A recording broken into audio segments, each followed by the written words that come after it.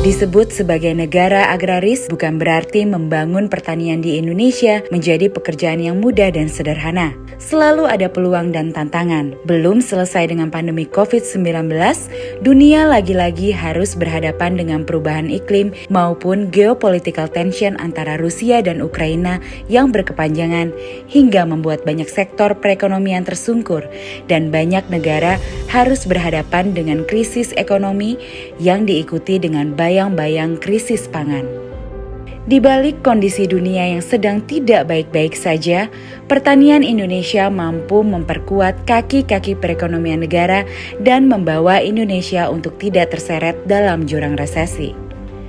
Pertanian Indonesia mampu tumbuh dan konsisten berkinerja saat ekonomi Indonesia harus mengalami kontraksi di pertengahan tahun 2020.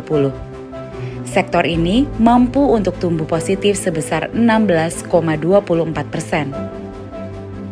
Dan di sepanjang tahun pandemi hingga saat ini, pertanian konsisten tumbuh positif dan menjadi penyelamat perekonomian negara.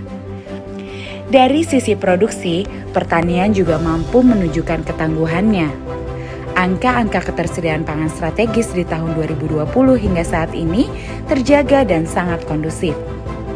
Bahkan beras sebagai komoditi pangan utama di Indonesia juga terbukti mampu untuk terus dijaga dengan baik.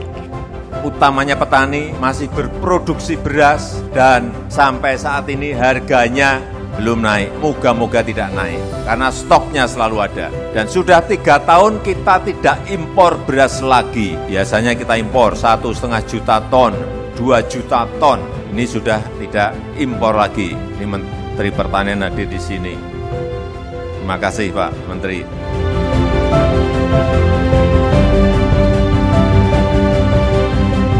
Bahkan baru-baru ini Kementerian Pertanian bersama dengan BPS merilis survei cadangan beras nasional atau SCBN 2022. Hasil survei tersebut merilis stok beras nasional periode 31 Maret 2022 mencapai 9,11 juta ton beras. Angka tersebut meningkat pada 30 April 2022 menjadi 10,15 juta ton.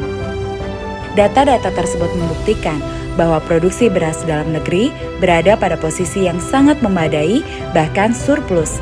Indonesia berhasil swasembada beras, mampu meningkatkan produksi dan memenuhi kebutuhan beras nasional di tengah pesatnya pertumbuhan penduduk Indonesia.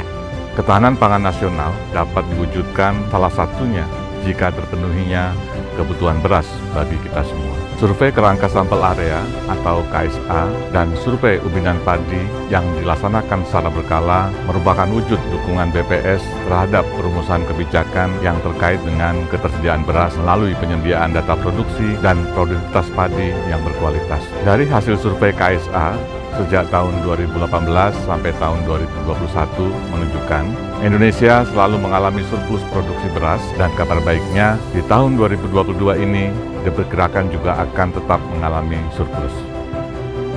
Perumbulok tetap konsisten melaksanakan salah satu tugas mengamankan harga gabah beras di tingkat petani melalui penyerapan beras petani dengan rata-rata serapan sebanyak 1,5 juta ton per tahun pada 5 tahun terakhir, sehingga dapat menjaga stok beras nasional dalam kondisi aman. Di samping itu, dengan penyerapan beras petani tersebut, maka pemerintah tidak impor beras untuk kebutuhan cadangan beras pemerintah secara berturut-turut selama 4 tahun terakhir.